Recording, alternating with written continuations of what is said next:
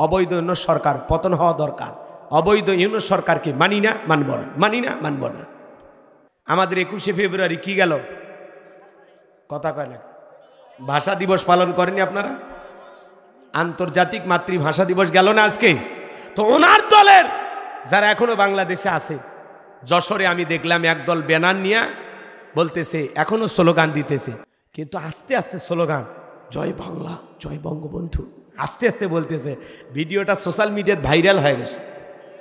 কথা বলে যারা কি উৎসব পালন করত এই সমস্ত দিবসে, আজকে তারা রাতের আধারে মোবাইলের লাইট জ্বালায়া 5-6 জন দ্বারা একটা ব্যানার ধরে ভিডিও করতেছে আর বলতেছে জয় বাংলা, জয় বঙ্গবন্ধু। অবৈধ ইউনূস সরকার পতন হওয়া দরকার। অবৈধ ইউনূস সরকারকে মানি না, মানব না, মানি না, মানব না। আমরা বলতেছি ভাই আওয়াজটা একটু জোরে দিবেন না, একটু লাইট জ্বালাবেন না। এত ভয় পেলে কি রাজনীতি করতে পারবেন? কথা কয় না কে? এই নিষিদ্ধ সংগঠনের ভাইয়েরা আমার, তারা যশোরে একটি শহীদ মিনারের পাশে দাঁড়িয়ে ওরা স্লোগান দিচ্ছে, রাতের আধারে ব্যানার ধরে বলতেছে জয় বাংলা, জয় বঙ্গবন্ধু। রাতের আধারে চিন্তা করেন সমাজে গেছে কোথায়? হ্যাঁ, এক সময় যাদেরকে নিষিদ্ধ করা হতো, মসজিদে বৈশা 5-7 জনে বৈঠক করত, সেখান থেকে ধরে নিয়ে যায়, বলতো জিহাদি বৈসহ জঙ্গি গ্রেপ্তার। কথা বলেন, আজকে কই গেল তাদের বাহাদুরি? কই গেল অহংকার? সব চুরমার করে দিয়েছেন তিনি কে? জোরে বলেন কে? এত বাড়াবাড়ি করতে নাই। উনি চলে যাওয়াতে এই দেশের মানুষের যে পরিমাণে ক্ষতি হয়েছে, উনি পদত্যাগ করে জেলে গেলে এই দেশের মানুষের এত ক্ষতি হইতো না। আপনি কেন পালিয়ে গেলেন? আর গেছেন ভালো কথা, কেন মাঝে মাঝে কল রেকর্ড ফাঁস করে আমাদের দুঃখ বাড়ান কেন? কথা হয়ে লাগে। মাঝে মাঝে কল রেকর্ড ফাঁস করে বলে না আমি দেশের কাছে এসে চট করে ঢুকবো, আমি এখনো প্রধানমন্ত্রী আছি, বলে আমি দেশে আসবো। আমরা বলতেছি যাওয়ার আগে তো বলে যাননি, আসার আগে বলার কোনো দরকার নাই। যে দিক দিয়ে মন চায় আপনি আসেন। এই দেশ আপনার বাবার, এই দেশ আপনার স্বামীর। মহিলা মানুষ আর কতদিন বাহিরে থাকবেন? আমাদের তো একটু মায়া লাগেই। কথা কয় না কে? আসেন আসেন, কথা কয় না কে? বলবো বলবো ববু আই বাপ তুমি আইবা গো, সেই দিন আইসা বুবু ক্ষমতা পাইবা না। বুবু আই বাপ তুমি আইবা গো, সেই দিন আইসা বুবু ক্ষমতা পাইবা না। খোঁজ নাই বুবু কাদের কাকার, অবস্থা খারাপ দরবেশ বাবার, হাউ নাঙ্কেল এখন সামনে আসে না। নেহাতা কর্মী সব জেলের ভিতর, আমি আসি ডরের ওপর, কখন জানি আসে গ্রেপ্তারি পরোয়ানা। বুবু আইবা তুমি আইবা গো, সেই দিন আইসা বুবু চেয়ার পাইবা না। ক্ষমতার চেয়ার থেকে নামা সহজ, কিন্তু ওই চেয়ারে ওঠা কঠিন। কথা বলে ঠিক কিনা? আমরা আগামীতে সিদ্ধান্ত নেব, আর যাই হোক কোন নারীকে এই দেশের প্রধানমন্ত্রী বানাবো না। যেই দলেরই হোক পুরুষ প্রধানমন্ত্রী চাই। কারা কারা হাত তুলে দেখান।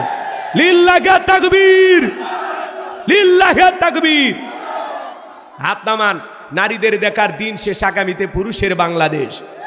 যেই দলেরই হোক পুরুষ নেতা দরকার। কথা কন। মেয়ে মানুষের রাগ বেশি, জেদ বেশি। দেখেন না স্বামীর সাথে ঝগড়া লাগে হাড়ি পাতিল ভেঙে ফেলে দেয়, স্বামী তুলে আছাড় মারে, রাগ করে সংসার তুই বাপের বাড়ি চলে যায়।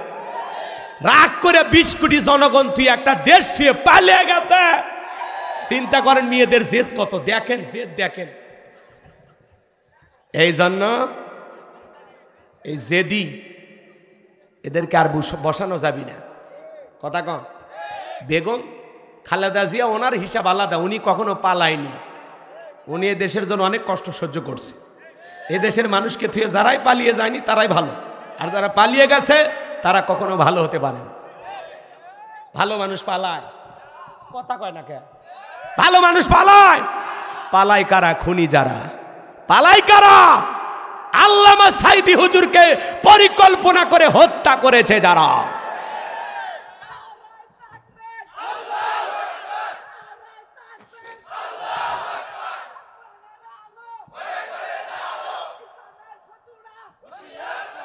আমার ভাইয়েরা, এই জন্য আগামীতে যা করবেন বুঝে শুনে করবেন।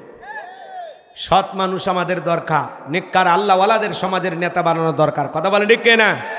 যা করবেন বুঝে শুনে, আল্লাহ যেন আমাদের সঠিক বুঝ দান করেন। জোরে বলুন আমিন। আমাদের জীবনে এটা একটা পরীক্ষা ছিল। কথা বলেন, এই যে 16 বছর আমরা জুলুমের শিকার ছিলাম, আমরা কি দিয়েছি? পরীক্ষা দিয়েছি। কথা বলেন, ইমান রক্ষা করার জন্য, এই দেশে ইসলাম রক্ষা করার জন্য যদি আরেকবার পরীক্ষা দেওয়া লাগে, প্রয়োজনে বিবির কাছ থেকে বিদায় নিয়ে, সন্তানদের কাছ থেকে বিদায় নিয়ে, মাথায় কাফনের কাপড় বেঁধে আল্লাহর এই জমিন, আল্লাহর দ্বীনকে প্রতিষ্ঠিত করার জন্য কারা কারা জীবন দিতে প্রস্তুত? 2 হাত তুলে আল্লাহকে দেখা। লিল্লাহে তাকবীর, লিল্লাহে তাকবীর। আল্লাহ এই জমিনকে কোরআন আর ইসলামের জন্য কবুল করুন। জোরে বলুন আমিন। তারপরে 2-1টি কথা না বললে নয়। আজ থেকে কয়েক মাস আগেও আমরা যখন কোরআনের মাহফিলে কথা বলার জন্য যাইতাম, যেখানে আমাদের বসার ব্যবস্থা থাকতো, খাবারের আয়োজন থাকতো, এখানে কিছু বুদ্ধিজীবীদের আগমন ঘটতো।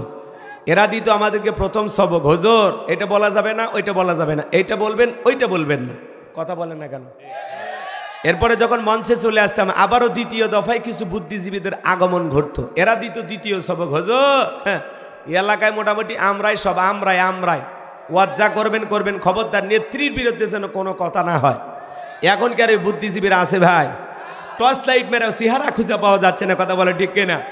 এজন্য জুলুম কখনো চিরস্থায়ী হতে পারে। ইন্নাল্লাহ লা ইয়াহদিল কওমাজ জালিমিন। যারা জালেম, আল্লাহ এদেরকে পছন্দ করে না, জালেমদেরকে আল্লাহ ভালোবাসে না। মনে রাখবেন, জালেমদের শেষ পরিণতি হলো পরাজয়, আর মাজলুমদের শেষ পরিণতি হলো বিজয়। শেষ বিজয়ের হাসি মুসলমানেরা হাসবে। আল্লাহু আকবার বলেন। মনে রাখবেন, যৌবনের জোর আর ক্ষমতার জোর দুইটা চিরকাল থাকে না, দুইটারই উত্থান পতন আছে না নাই? এজন্য যারা জুলুম করেছিল আজকে তারা পরাজিত, কিন্তু আমরা যারা মাজলুম ছিলাম আল্লাহ আমাদের উপরে সাহায্য নাজিল করেছে। কিন্তু আমরা যেন আবার জালেম না হই। কথা কয় না কে? আমরা যেন কারো প্রতি জুলুম না করি। আমরা যদি কারো প্রতি জুলুম করি, তাহলে আমার দ্বারা যারা জুলুমের শিকার হবে তারা হবে মাজলুম। কারণ বরাবর মাজলুমের সাথে আল্লাহ আছে, কিন্তু জালেমের সাথে আল্লাহ নাই। তাহলে আমরা মাজলুম ছিলাম, আল্লাহ সাহায্য পেয়েছি, কিন্তু আমার দ্বারা কোনো ভাই যেন মাজলুম না হয়। আমরা এই দিকটা খেয়াল রাখবো। যারা অপরাধী, সত্যি অপরাধ করেছে, তাদের বিচার করতে হবে, কিন্তু নিরপরাধ কোনো মানুষ যেন আমাদের দ্বারা জুলুমের শিকার না হয়, হয়রানির শিকার না হয়, এটা আমাদের বিবেক দিয়ে চিন্তা করে কাজ করতে হবে। কথা কি বুঝাইতে পারলাম? নাকি নাম ধরে একেবারে উল্লেখ করে বলতে হবে? জ্ঞানী লোকের জন্য ইশারায় যথেষ্ট। বুদ্ধিমান হয়ে থাকলে অল্পতেই বুঝবেন, কইতে কলিকাতা বুঝে নেওয়া লাগবে। কথাকে বোঝেন? কারণ এটা মাহফিল, সব কিছু বললে আপনারা আবার বলে বুঝে ফেলে দেবেন যে হুজুর মনে হয় এই কইছে। অত না, হালকায় বুঝে নেবেন। তাহলে আমরা কখনো জুলুম করব না ইনশাআল্লাহ। আল্লাহ যেন আমাদের হেদায়েত দান করেন। জোরে বলুন আমিন। ভূমিকা না দিয়ে আমি সরাসরি আলোচনা করব। সূরার নাম আনকাবুত। আনকাবুত মানে মাকড়সা। কথা কি বুঝতে পারতেছেন? কোরআনুল কারীমের 29 নম্বর সূরা। জোরে বলেন কত নাম্বার? এটা জোরে বলেন। মোট আয়াত আছে 69টি, রুকু আছে 60টি। বিশ্বনবীর মক্কার জিন্দেগিতে আল্লাহ তাআলা এই সূরাটি নাজিল করেছেন। আমি আপনাদের সামনে 3টি আয়াতে কারিমা তেলাওয়াত করেছি। 2টি আয়াতের আলোচনা করার ক্ষমতা আমার আছে, কিন্তু একটি আয়াতের আলোচনা করার ক্ষমতা আমার নাই। পৃথিবীতে এরকম মানুষ এখন আর নাই। কথা কয় নাকি? এই আয়াতের যে আলোচনা করবে এমন মানুষ পুরো পৃথিবীতে একজনও নাই। কথা কি বুঝাতে পারলাম? তার মানে কি? এটা আল্লাহ তাআলার একটি ভিআইপি পাসওয়ার্ড, যে পাসওয়ার্ড আপনার আমার কারো জানা নাই। একটু অপেক্ষা করলে আলোচনার মাধ্যমে আমি আপনাদেরকে ক্লিয়ার করে বলবো। কষ্ট হচ্ছে আপনাদের? তাহলে সূরার নাম কি? আনকাবুত। কোরআনুল কারীমের কত নাম্বার সূরা? 29 নম্বর সূরা। মোট আয়াত কত? 69। রুকু আছে কয়টি? 60টি। সূরাটি বিশ্বনবীর মাক্কি জিন্দেগিতে নাজিল হয়েছেন। হিজরতের পূর্বে যে সূরাগুলো নাজিল হয়েছে এই সূরাগুলোকে মাক্কি সূরা বলা হয়, আর হিজরতের পরে যে সূরাগুলো নাজিল হয়েছে এই সূরাগুলোকেই মাদানী সূরা বলা হয়। আমার কথা কি বুঝতে পেরেছেন? তাহলে এইবার চলুন আমরা আলোচনা শুরু করি। সূরাটির অবস্থান 20 নম্বর পারায়। মনে থাকবে ইনশাআল্লাহ? তাহলে জবান ছেড়ে সবাই একটু মহব্বতে আমার সঙ্গে তেলাওয়াত করুন। আউযু বিল্লাহি মিনাশ শাইতানির রাজিম। বিসমিল্লাহির মাশিমদালু আল্লাহ তাআলার নামে শুরু করছি। আমরা যে কোনো কাজ শুরু করব কার নামে? আল্লাহর নামে কাজ শুরু করলে বরকত আছে না নাই? কল্যাণ আছে না নাই? তাহলে যে কোনো কাজের শুরুতে আল্লাহ তাআলাকে স্মরণ করতে হবে। সম্মানিত ভাইয়েরা আমার, যারা চুপচাপ কোরআনুল কারীমের কথাগুলো শ্রবণ করতে চান, আমার আল্লাহ রাব্বুল আলামিন সুন্দর করে জানিয়ে দিলেন, ওয়া ইযা কুরিয়াল কুরআনু ফাসতামিউ লাহু ওয়া আনসিতু লাআল্লাকুম তুরহামুন। সূরা আরাফ আয়াত নাম্বার 204। আমার আল্লাহ রাব্বুল আলামিন জানিয়ে দিলেন, তোমাদের সামনে যখন কোরআন পাঠ করা হয়, কোরআনের আলোচনা করা হয়, চুপ করে কান লাগিয়ে মনোযোগ সহকারে কোরআনের কথাগুলো শ্রবণ করবা। যারা কোরআনুল কারীমের কথাগুলো চুপচাপ শ্রবণ করবে, আমার আল্লাহ ডেকে বলেন আসমান থেকে তাদের উপরে আল্লাহর রহমত বৃষ্টির মতো নাজিল হবে। বলুন সুবহানাল্লাহ। এই জায়গায় আল্লাহর রহমত নাজিল হইতেছে, আপনাদের বিশ্বাস আছে না নাই? তাহলে কোরআনের কথাগুলো শুনলে আমাদের লাভ না ক্ষতি? ওয়াযাক্কির ফাইন্না যিকরা তানফাউল মুমিনিন। সূরা জারিয়ার 55 নম্বর আয়াত। আল্লাহ ডেকে বলেন, যারা আমার মুমিন বান্দা তাদের সামনে যখন কোরআন দেওয়াজ করা হয়, কোরআন থেকে উপদেশ দেওয়া হয়, এই কথাগুলো শোনার পরে আমার মুমিন বান্দাদের উপকারে আসবে। বলুন সুবহানাল্লাহ। কোরআনের কথাগুলো শুনে কি প্যান্ডেলে রাখলে হবে? এই কান দিয়ে শুনবেন আর ওই কান দিয়ে বের করবেন, এমনটা করলে হবে না। এই যে কিছু ভাইয়েরা, আমি কয়েক বছর ধরে আপনাদের এখানে আলোচনা করি, এই 7-8 বছরের আলোচনা আপনারা মনে রাখছেন, সূরার নামগুলো বলতে পারতেছেন, তার মানে এই শ্রোতাগুলো খুবই সচেতন এবং আল্লাহ তাআলা তাদের স্মরণ রাখার মতো ধারণ ক্ষমতা দিয়েছে, যে কোন বছর কি ওয়াজ করেছি তাদের মনে আছে। তো এরকম শ্রোতা হওয়া লাগবে। প্রত্যেকটা কথা এই মাহফিলে শুনে শুধু প্যান্ডেলে রাখলে হবে না, ঘর পর্যন্ত নিয়ে যাওয়া লাগবে। কারণ প্রত্যেক বছর আমি সূরা নাম্বার, পারা নাম্বার, আয়াত নাম্বার সব আপনাদেরকে বলি। তো কোনো না কোনো একটা মনে রাখা লাগবে, হয় সূরা নাম্বার অথবা সূরার নাম অথবা আয়াত নাম্বারগুলো অথবা আলোচ্য বিষয়টা কি, কোন ঘটনা বলেছি, এই জিনিসের যে কোনো একটা আপনাদের মাথায় রাখাই লাগবে। পারবেন তো ইনশাল্লাহ? রাগ করেন আমার কথায় কি রাগ করেন? আপনারা যে ঘর পর্যন্ত কথাগুলো নিয়ে যাবেন, এরও দলিল আছে না নাই?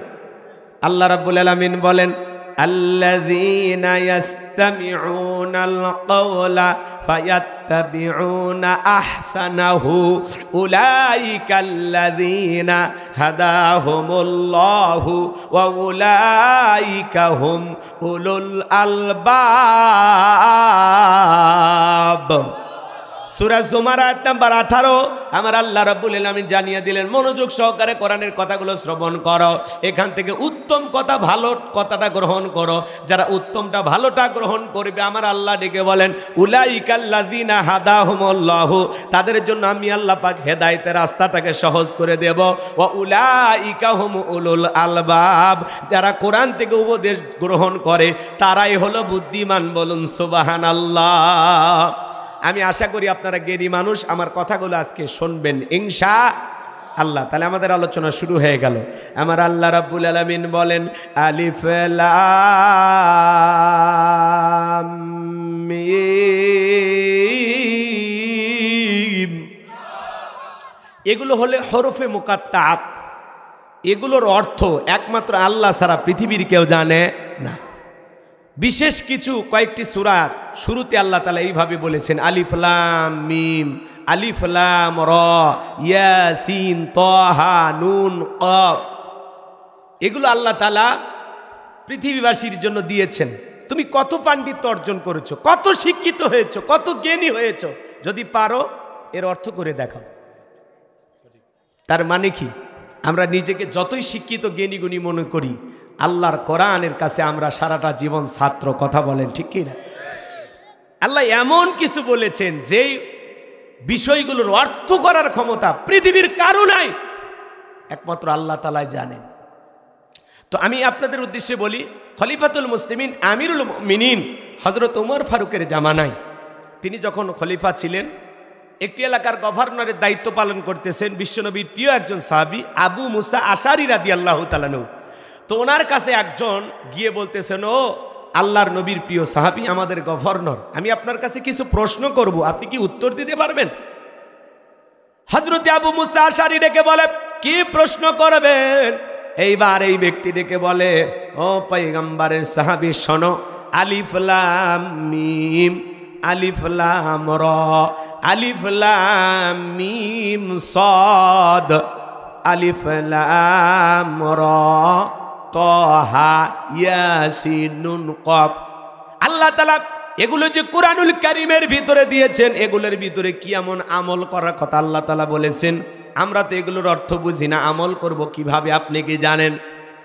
আবু মুসা আশআরী রাদিয়াল্লাহু তাআলা আনহু অনেক একজন বিচক্ষণ জ্ঞানী সাহাবী ছিলেন। তিনি বুঝতে পেরেছেন এর ফয়সালা যদি আমি এখানে করি সমস্যা হতে পারে।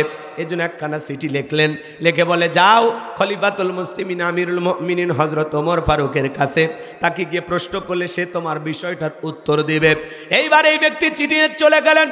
খলিফার দরবারে যখন উপস্থিত হয়ে গেলেন, হযরত ওমর ফারুক একটি জরুরি কাজে ব্যস্ত ছিলেন। বলে ভাই কোথা থেকে আসছেন? বলে অমুক এলাকা থেকে আসছি, আমাদের গভর্নর আবু মুসা আশআরী আপনার কাছে পাঠিয়েছেন। বলে একটু অপেক্ষা করো, তোমার কথা একটু পরে শুনতেছি। জরুরি কাজ সেরে হযরত ওমর ফারুক সেই ব্যক্তির কাছে আসলেন আর ডেকে বলে শোনো, কি এমন কথা বলতে চাও এইবার তুমি বলো। এইবার সে প্রশ্ন করে খলিফা আলিফ লাম মিম আলিফ লাম র তাহা ইয়াসিন, এগুলোর আল্লাহ তাআলা কোরআনুল কারীমের ভিতরে দিয়েছেন, এগুলোর অর্থ কি? কি এমন আমলের কথা আল্লাহ তাআলা আমাদেরকে বলেছেন যে বিষয়টা আমাদের জানা নাই, আপনি কি এর অর্থ জানেন? হযরত ওমর ফারুক বুঝতে পেরেছেন এর ঘাড়ে শয়তান ভর করেছে। এইবার সে অর্ডার দিল খেজুরের ডাল কাটো। খেজুরের ডাল কাটা হলো, ওই খেজুরের ডাল দিয়ে পিটানো শুরু করা হলো। লোকটা অসুস্থ হয়ে গেল। হযরত ওমর ফারুক এইবার চিকিৎসার ব্যবস্থা করলেন। লোকটা যখন আবার সুস্থ হয়েছে, আবারও খেজুরের ডাল দিয়ে পিটান শুরু করলেন। আবার অসুস্থ হয়ে পড়লেন, আবারও চিকিৎসার ব্যবস্থা করলেন। এইবার সুস্থ যখন হয়েছে, আবারও খেজুরের ডাল দিয়ে পিটান শুরু করছে। এইবার যখন তৃতীয়বার চিকিৎসা করে যখন সুস্থ হয়েছে, হযরত ওমর ফারুককে ডেকে বলে খলিফা আর মারবেন না, আমার ঘাড়ে যে শয়তান চেপেছিল সেটা চলে গেছে। কারণ আলিফ লাম মিম আলিফ লাম র এগুলোর ভিতরে আমলের যদি কিছু থাকতো তাহলে আল্লাহ তাআলা বিশ্বনবীর মাধ্যমে আমাদেরকে জানিয়ে দিতেন। তার মানে এগুলোর ভিতরে আমলের কোনো কিছু নাই। এই জন্য আমার ঘাড়ে যে শয়তান চেপে ধরেছিল আমি বুঝতে পেরেছি, আপনি আমাকে মাফ করে দেন। তখন খলিফা তাকে মাফ করে দিলেন। তার মানে আমাদের সমাজে কিছু ভণ্ড পীর থাকে, কিছু ভণ্ড জ্ঞানী থাকে, এরা বলে আলিফ লাম মিম এগুলোর অর্থ আলেমেরা না জানলে আমি জানি, আছে না নাই? তাহলে এই লোকক সাইজ করা কি পদ্ধতি হযরত ওমর ফারুক শিখাইছেন, কথা কয় না খা। এরা নিয়ে যা আচ্ছাদারে পিটাবেন। অনেকে বলেন আমরা গায়েব জানি, মনে রাখবেন আল্লাহ ছাড়া পৃথিবীর কোনো মানুষ গায়েব জানে না। নবী রাসূলের জানতেন ততটুকু, আল্লাহ যতটুকু তাদেরকে জানিয়ে দিতেন, কথা কয় না। আল্লাহ যতটুকু জানিয়ে দিতেন নবী রাসূলেরা ঠিক ততটুকু জানতেন, এর বেশি জানার ক্ষমতা নবী রাসূলদেরও ছিল না। আর আপনার আমার কিছু ভণ্ড পীর বের হয়, তালা বাবা, সালা বাবা, গানসা বাবা, লাউ বাবা, কদু বাবা, এই সমস্ত পীর 30 বছরে গোসল করেন না, নাম দেশে সাধু বাবা, শরীরে ধার দিয়ে যায় না, পাটা ছাগলের মতো গন্ধ করে। এই ভণ্ডরা যদি বলে আলিফ লাম মিম এগুলোর অর্থ আমরা জানি, কি করবেন? আচ্ছা তারে নিয়ে যা গোপন রুমের ভিতরে পিটায় বলবেন গাইবি মার দিলাম, কারো কাছে বলবি না, বললে ধ্বংস হয়ে যাবে। কি পারবেন তো? আর করেন নাকি? তাহলে আলিফ লাম মিম এগুলো হলো হরফে মুকাত্তাআত, এগুলোর অর্থ আল্লাহ ছাড়া পৃথিবীর কেউ জানে না। আমার ভাইয়েরা কথাটা ক্লিয়ার পাইছেন তো, নাকি আর কোনো ভেজাল আছে? এরপরে আল্লাহ রাব্বুল আলামিন বলেন আহাসিবান নাসু আইয়ুতরাকু আইয়াকুলু আমান্না ওয়া হুম লা ইফতানুন। আমার আল্লাহ রাব্বুল আলামিন বলেন মানুষেরা কি মনে করেছে ঈমান এনেছে কথা বললে তাদেরকে অব্যাহতি দেওয়া হবে, তাদেরকে ছেড়ে দেওয়া হবে, তাদের কি পরীক্ষা করা হবে না? ঈমান এনেছি এ কথা বললেই কি আমি তাদেরকে ছেড়ে দেব? তাদের কি পরীক্ষা করা হবে না? কে বলতেছে? আরো জোরে বলেন। আমরা অনেকে বলি না আমি ঈমান আনছি, এ কথা বললেই আপনি মাপ পাবেন না। আল্লাহ আপনাকে পরীক্ষার মাধ্যমে যাচাই বাছাই করবেন। এরপরে আল্লাহ রাব্বুল আলামিন বলেন ওয়ালাকাদ ফাতান্নাল্লাযীনা মিন ক্বাবলিহিম ফালায়া'লামান্নাল্লাহুল্লাযীনা সাদাকু ওয়ালা ইয়া'লামান্নাল কাযিবিন। আমার আল্লাহ ডেকে বলেন আমি তো তাদের পূর্ববর্তীদেরকে পরীক্ষা করে দেখেছি, তোমাদেরকে পরীক্ষা করে দেখব। আমি আল্লাহ দেখতে চাই ইমানের দাবিতে কারা হলো সত্যবাদী আর কারা হলো মিথ্যাবাদী। এটা হলো আয়াতের সরল অনুবাদ। জি, এবার আমরা মূল তাফসিরে চলে যাই। ঠিক আছে,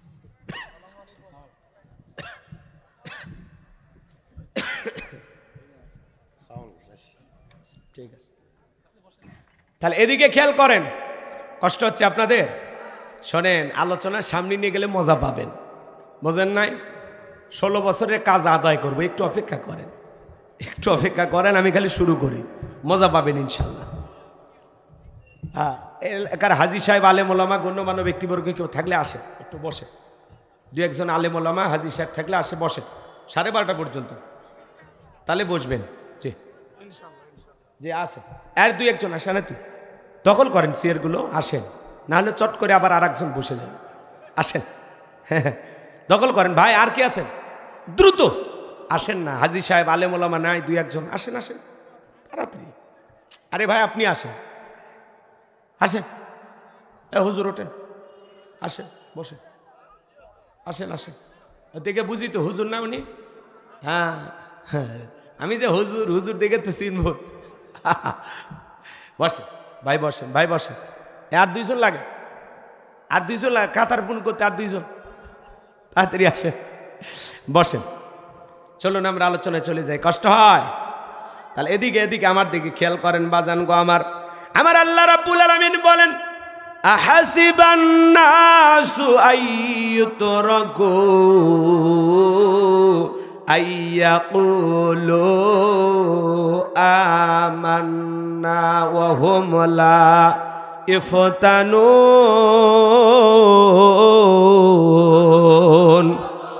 আমার আল্লাহ রাব্বুল আলামিন বলেন, মানুষেরা কি মনে করেছে ঈমান এনেছি এ কথা বললেই তাদেরকে অব্যাহতি দেওয়া হবে, তাদেরকে ছেড়ে দেওয়া হবে, তাদেরকে আমি আল্লাহ পরীক্ষা করব না।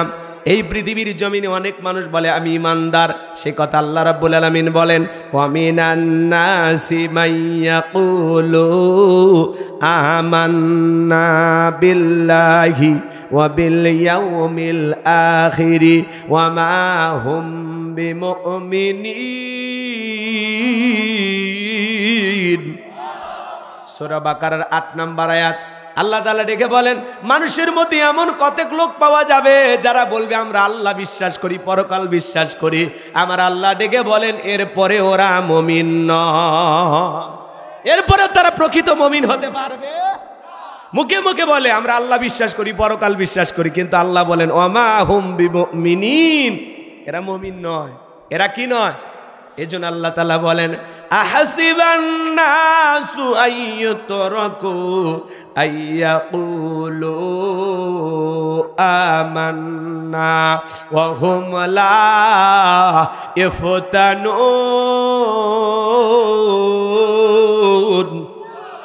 আমার আল্লাহ ডেকে বলেন, মানুষেরা কি মনে করেছে ঈমান এনেছে কথা বললে তাদেরকে ছেড়ে দেওয়া হবে, আমি কি তাদেরকে পরীক্ষা করব না?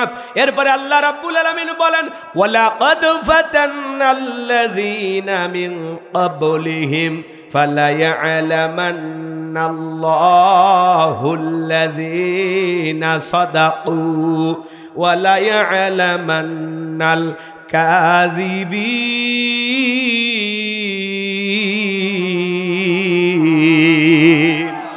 আমি আল্লাহ রাব্বুল আলামিন তাদের পূর্বপুরুষদেরকে পরীক্ষা করেছি, আমি তোমাদেরকে পরীক্ষা করব। পরীক্ষার মাধ্যমে আমি আল্লাহ তাআলা জেনে নেব ইমানের দাবিতে কারা সত্যবাদী, কারা মিথ্যাবাদী। এই পৃথিবীর জমিনে অনেক মানুষকে আল্লাহ পরীক্ষা করেছেন। আমার ভাইয়েরা, আমার আলোচনার বিষয় হলো ইমানের পরীক্ষা। ইমানের পরীক্ষা কত কঠিন, কতটা ভয়ঙ্কর জানেন? দিল দিয়া কথাগুলো বুঝবেন বাজান। ইমান এনেছি তালে তাল মিলালে মুসলমান হওয়া যায় না। ইমানের পরীক্ষা দিয়ে পরীক্ষাতে উত্তীর্ণ হয়ে আপনাকে জান্নাতে যেতে হবে। নিজেকে যদি মুমিন দাবি করেন, আপনাকে পরীক্ষা দিয়ে উত্তীর্ণ হয়ে জান্নাতে যেতে হবে। যখন বলবেন, আপনি নিজেকে বলবেন আমি ইমানদার, আল্লাহ বলেন ইন্নাল্লাযীনা ক্বালু রাব্বুনাল্লাহ, নিশ্চয়ই যারা বলে আমাদের রব আল্লাহ, সুম্মাস্তাকামু, আমি আল্লাহ তাআলা বলি তাদেরকে ইস্তেকামাত থাকতে হবে, অবিচল অটল থাকতে হবে, ভেঙে পড়া যাবে না। আপনি যদি বলেন আল্লাহ আমার রব, আল্লাহ আমার রব, এই কথা যখন আপনি স্বীকার করবেন তখন আপনার উপরে মামলা আসবে, হামলা আসবে, নির্যাতন আসবে, জেল জুলুম আসবে। হাজারো নির্যাতন জুলুম সহ্য করে আপনাকে আমাকে টিকে থাকতে হবে। ঈমানের পথ থেকে 1 ইঞ্চি সরে যাওয়া যাবে না। কথা বলেন ঠিক কিনা? কিভাবে পরীক্ষা হয় দেখেন আমার ভাইয়েরা। এই পৃথিবীর জমিনে অসংখ্য নবী রাসূলকে আল্লাহ তাআলা পাঠিয়েছেন, তাদের উম্মতদেরকেও যেমন পরীক্ষা করা হয়েছিল। লোহার করাত দিয়ে চিরে দুনিয়ার জমিন থেকে বিদায় করে দেওয়া হয়েছে। লোহার চিরুনি দিয়া দেহ থেকে গোশতগুলো আলাদা করা হয়েছে। এরপরেও তারা ঈমান থেকে 1 ইঞ্চি সরে যায়নি। বলুন আল্লাহু আকবার। আল্লাহর নবী জাকারিয়া আলাইহিস সালামকে ইহুদিরা মিথ্যা অপবাদ দিয়ে পয়গম্বরকে ধাওয়া করেছিলেন। আল্লাহর নবী জাকারিয়া আলাইহিস সালাম দৌড়াইতে দৌড়াইতে ক্লান্ত হইয়া একটা গাছের কাছে সাহায্য চাইলেন। গাছটা ফাঁক হয়ে গেল। আল্লাহর নবী জাকারিয়া আলাইহিস সালাম গাছের ভিতরে প্রবেশ করলেন। এইবার শয়তান একটু জুব্বাটা টান দিয়ে তার শরীরের ব্যবহারের চাদর বা পোশাকটা একটু টান দিয়ে রেখে দিয়েছে। এইবারে মুরব্বীর সুরতে ইবলিস শয়তান ওই জায়গায় বসে আছে। এই ইহুদিরা দৌড়াইতে দৌড়াইতে ওই গাছের কাছে গিয়ে দেখে পাশেই দাঁড়িয়ে আছে একজন মুরব্বী। ডেকে বলে, মুরব্বী, জুব্বা পরা সুন্দর করে ফর্সা করে একটা মানুষ এই দিক দিয়ে হেঁটে গেছে, আপনি কি দেখেছেন? দৌড়ে গেছে এই দিক দিয়া। বলে, বাবা, আমি বললে তোমরা বিশ্বাস করবা কিনা জানি না, তোমরা যেই লোকটাকে তালাশ করতেছো ওই লোকটাই গাছের ভিতরে ঢুকে গেছে। সবাই ডেকে বলে, আপনি মুরব্বী হয়ে গেছেন, ফাজলামি করার জায়গা পান না। এই গাছের ভিতরে মানুষ কিভাবে ঢুকেছে? বলে, বাবা, জানতাম তোমরা আমার কথা বিশ্বাস করবা না। তোমরা যেই লোকটাকে ধাওয়া করেছো, দেখো তো ওই যে গাছের ভিতরে প্রবেশ করেছে, সামান্য একটু শরীরের পোশাকটা বের হয়েছে, এই পোশাক তার পরনে ছিল কিনা একটু তাকায়া দেখো। আমার কথা বিশ্বাস করবা না জানি, কিন্তু তাকায়া দেখো। মুরব্বীর সুরতে ইবলিস শয়তান দাঁড়িয়েছিল। এটা কে? কে? ইবলিস। কি বলেন, ইবলিস শয়তান আমাদের বন্ধু না শত্রু? জোরে বলেন। প্রকাশ্যে দুশ্মন হলো ইবলিস শয়তান। ইবলিস আমাদের বন্ধু না, ইবলিস হলো আমাদের কি? দুশ্মন, প্রকাশ্য দুশ্মন। এদিকে খেয়াল করেন তো। এইবার সমস্ত ইহুদিরা তাকায় দেখে, কথা তো সত্য, এরকম পোশাকই তো তার পরনে ছিল। তখন বলতেছে, মুরব্বী, আপনার কথা মনে হয় সত্য, এই কাপড়ই তো তার পরনে ছিল। তখন বলতেছে, বাবা, আমি মুরব্বী হয়েছি, আমি কেমনি মিথ্যা কথা বলবো? নাউজুবিল্লাহ। খর শয়তান কত বড় খারাপ, ও নাকি সত্যবাদী। তখন বলতেছে, মুরব্বী, আপনি একটা বুদ্ধি বের করে দেন, এই লোকটাকে গাছের ভিতর থেকে কেমনি বের করবো? বের করার বুদ্ধি নাই, তবে লোকটাকে যদি তোমরা সাইজ করবে চাও সেই বুদ্ধি আমার কাছে আছে। কোথায় সাইজ করার বুদ্ধি দেন? তখন বলতেছে, একটা লোহার করাত নিয়ে আসো, নিয়ে এসে গাছটাকে কি করো? মাঝখান দিয়া চিরে ফেলে দাও। যেমন কথা তেমনি কাজ। লোহার করাত নিয়ে আসা হল। লোহার করাত নিয়ে আসার পরে এইবার ইহুদির বাচ্চারা গাছ যখন কাটা শুরু করে দিল, ওই লোহার করাত যখন পয়গাম্বারে মাথার নিকটবর্তী এসে গেছে, আল্লাহর পয়গাম্বার জাকারিয়া আলাইহিস সালাম এইবার কান্না শুরু করে দিল।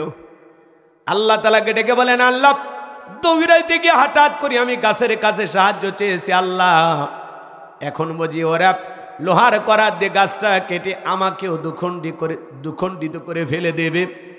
একমাত্র আপনিই পারেন আমাকে বাঁচাইতে। আমার আল্লাহ ডেকে বলে, পয়গাম্বার, আমার কাছে আর সাহায্য চেয়ে কোনো লাভ হবে না।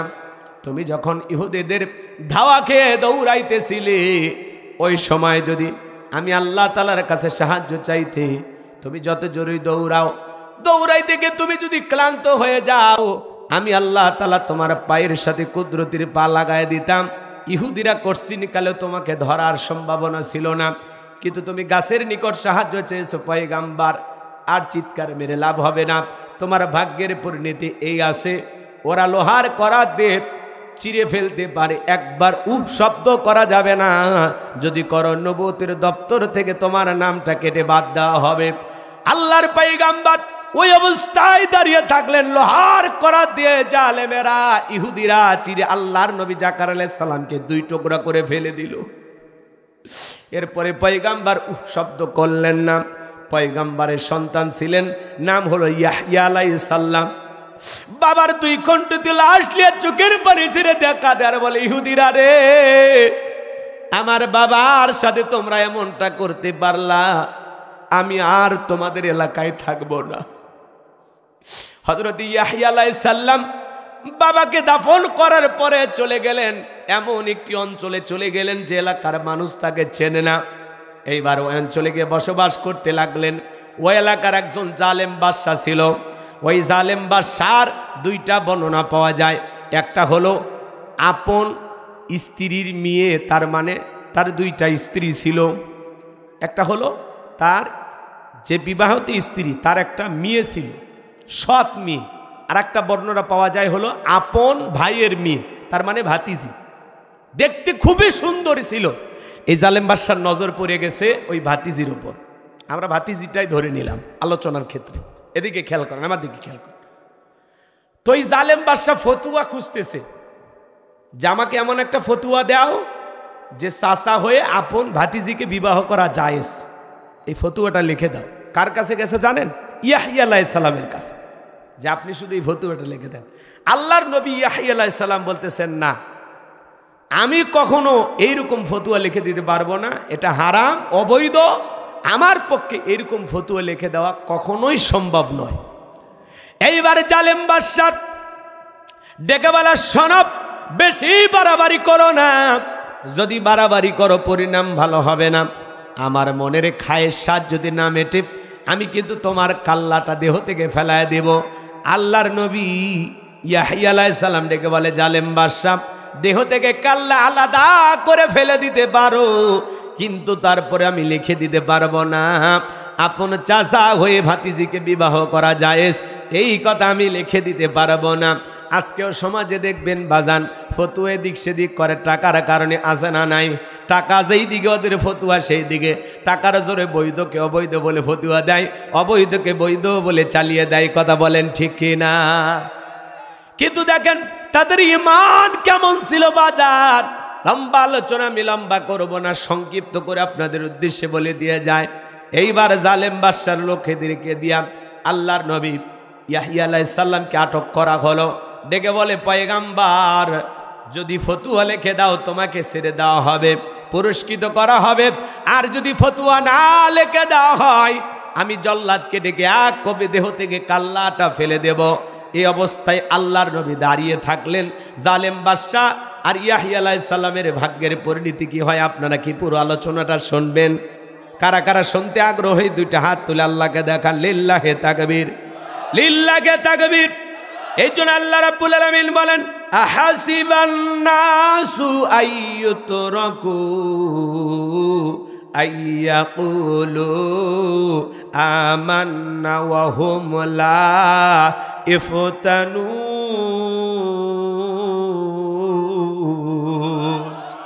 আমার আল্লাহ ডেকে বলেন, মানুষেরা কি মনে করেছে ঈমান এনেছে কথা বললেই তাদেরকে ছেড়ে দেওয়া হবে, তাদেরকে পরীক্ষা করা হবে না। এ বাজান, যুগে যুগে নবী রাসূলদেরকে যেমন পরীক্ষা করা হয়েছে, উম্মতদেরকে পরীক্ষা করা হয়েছে, বিশ্বনবীর সাহাবীদেরকেও পরীক্ষা করা হয়েছে। বিশ্বনবীর প্রিয় সাহাবী হযরতে আম্মার রাদিয়াল্লাহু তাআলা আনহু তার মা সুমাইয়াকে নিয়ে রাস্তা দিয়ে হেঁটে যাচ্ছেন। বদমাইশ আবু জেলের সাথে সাক্ষাৎ। আবু জেল ডেকে বলে, আম্মার, শুনলাম তুমি আর তোমার মা সুমাইয়া নাকি কালেমা পড়ে মুসলমান হয়েছো। হযরতে আম্মার রাদিয়াল্লাহু তাআলা ডেকে বলেন, হ্যাঁ, আমরা বিশ্বনবীর কাছে গিয়ে কালেমা পড়ে মুসলমান হয়েছি। আবু জেল ডেকে বলে, তোমরা কি জানো এর পরিণতি কত ভয়ঙ্কর হতে পারে? এইবার আবু জেল কি করলো জানেন? হযরতে আম্মার রাদিয়াল্লাহু তাআলা আনহু এবং তার মা সুমাইয়াকে দুইটা খুঁটির সাথে বাঁধলেন।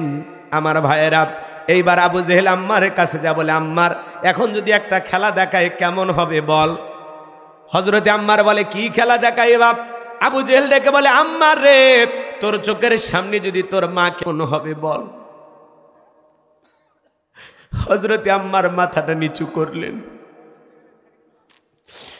বদমাইশ আবু জেহেল এই কথা যখন বলেছেন, হযরতে সুমাইয়া রাদিয়াল্লাহু তাআলা আনহা ডেকে বলেন, আমার সন্তান আম্মার, বেঈমানদের কথায় কখনো ঈমান ছাড়বা না।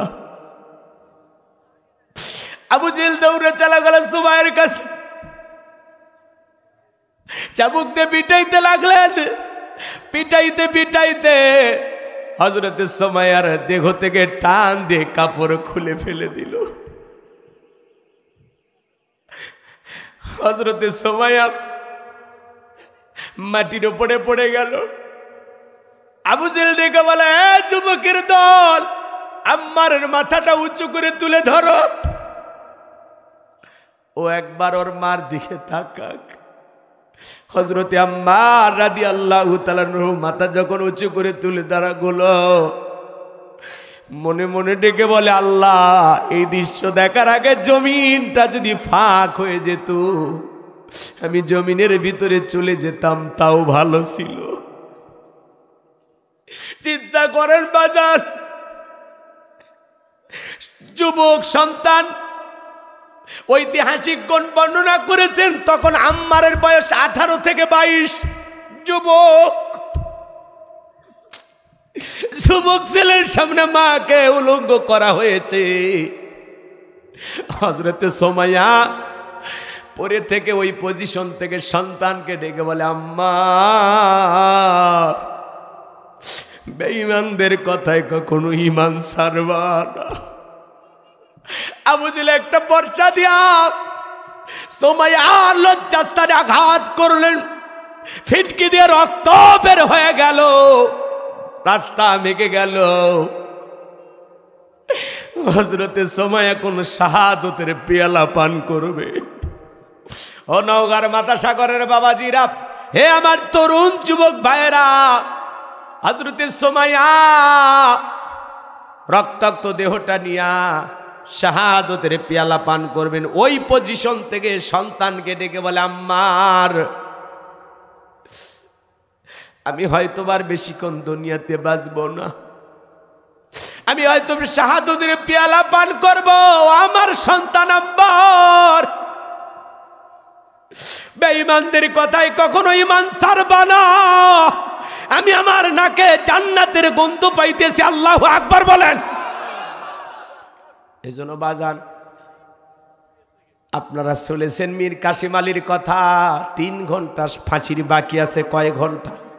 জোরে বলেন, কয় ঘন্টা? জেলার যা বলে, রেডি হয়ে নেন, সময় আছে 3 ঘন্টা। যারা নিরাপত্তা প্রহরী ছিল, জেলখানার যারা দায়িত্ব পালন করে, ওরে বলে 3 ঘন্টা সময় এখনো আছে। তো অনেক সময়, আমি 2টা ঘন্টা ঘুমায় নেই, 1 ঘন্টা আমার একটু জাগায়া দিবা 1 ঘন্টা আগে। চিন্তা করা যায় 3 ঘন্টা পরে যারা ফাঁসি দুনিয়ার থেকে বিদায় নেবে, সেই মানুষটা 2 ঘন্টায় ঘুমাইতে যায়। আপনার আমার কখনো ঘুম আসতে পারে? তাহলে তারা কত বড় ঈমানদার ছিল। আল্লাহু আকবার বলেন। আমার ভাইয়েরা, যারা দায়িত্ব ছিল জেলার, যারা তাদের সিকিউরিটি দিত, নিরাপত্তা কর্মী ছিল, তারা ডেকে বলে 2 ঘন্টা পরে যা দেখি আমরা জাগিয়ে দেওয়ার আগে আল্লাহর বান্দা ওযু বানায়া নামাজে দাঁড়িয়ে গেছে। চিন্তা করেন, জেলখানায় নিয়ম অনুযায়ী কালেমা পড়াইতে গেছে। বলে, স্যার আমি আসছি কেন? কয়, কালেমা পড়াইতে। যে কালেমা পড়ানোর জন্য তোমার বেতন দেওয়া হয়, সে কালেমা প্রতিষ্ঠিত করার জন্য আমি জীবন দিয়ে যাচ্ছি। আল্লাহু আকবার বলে। চিন্তা করা যায় কেমন মানুষ তারা ছিল। আর একজনের ইতিহাস তো আপনারা অনেকে শুনেছেন। চিন্তা করা যায়, ফাঁসির দড়িতে ঝুলবে, ছেলেকে বলতেছে, বাবা আমি লুঙ্গি পরে ঝুলবো নাকি পায়জামা পরে? চিন্তা করেন। পরিবারের সাথে খোঁজ গল্প করতেছেন, কেমন সোনার মানুষ ছিল।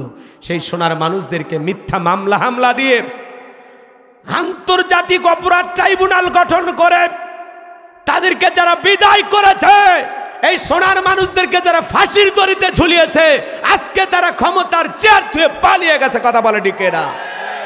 শাপলা চত্বরে রাতের আধারে লাইট বন্ধ করে ইয়েতিম হাফেজদের বুকে যারা গুলি চালিয়েছিল, আজকে তারা ক্ষমতার চেয়ার থেকে পালিয়ে গেছে। কথা বলে ঠিক না?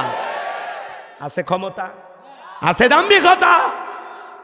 বড় বড় কথা বলতো, পালাবো না, হারাবো না, কই পালিয়েই তো গেলেন।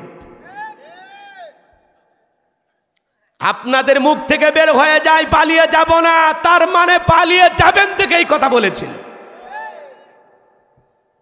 এরা ছিল মিথ্যাবাদী, এরা ছিল কি? ওই যে আজকের আলোচনার বিষয়, আল্লাহ দেখবেন পরীক্ষা করে কারা সত্যবাদী আর কারা মিথ্যাবাদী।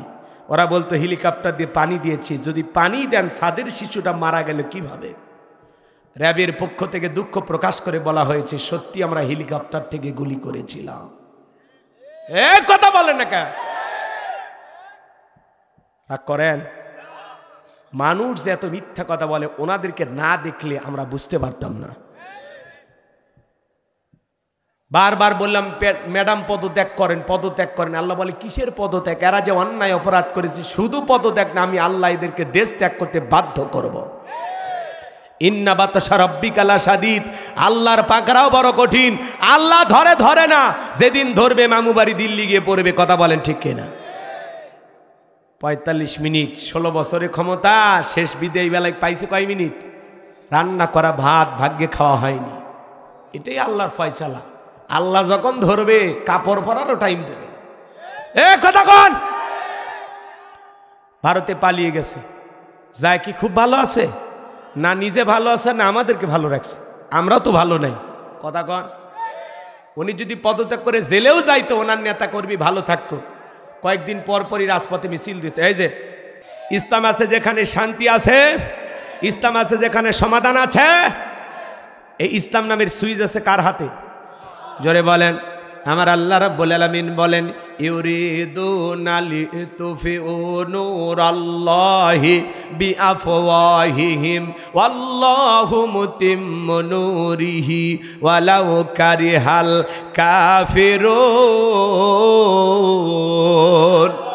সূরা সফ আয়াত নাম্বার 8। আমার আল্লাহ রাব্বুল আলামিন জানিয়ে দিলেন, কাফেররা চাই মুখের ফুৎকারে দিনের আলোকে, ইসলামের আলোকে, কোরআনের আলোকে নিভায়া দিতে। আমার আল্লাহ ডেকে বলেন, আল্লাহু মুতিম্মু নূরিহি, এই জমিনে দিনের আলোকে, কোরআনের আলোকে, ইসলামের আলোকে আমি আল্লাহ পাক প্রতিষ্ঠিত করে ছাড়ব। যদিও কাফেরদের অন্তরে যত ধরনের জ্বালা যন্ত্রণা হোক না কেন, বলুন আল্লাহু আকবার।